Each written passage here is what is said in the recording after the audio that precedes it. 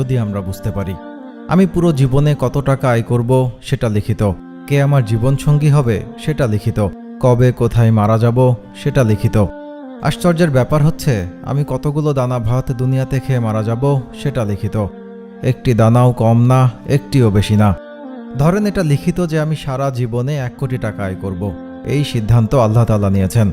আমি হালাল উপায়ে আয় করব না হারাম উপায়ে আয় করব সেই সিদ্ধান্ত আমার।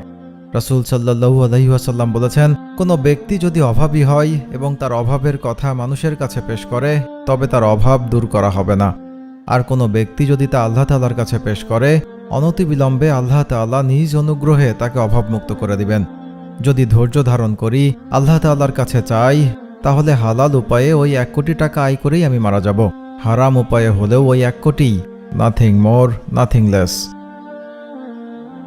আমি যেই ফলটি আজকে ঢাকায় বসে খাচ্ছি সেটা হয়তো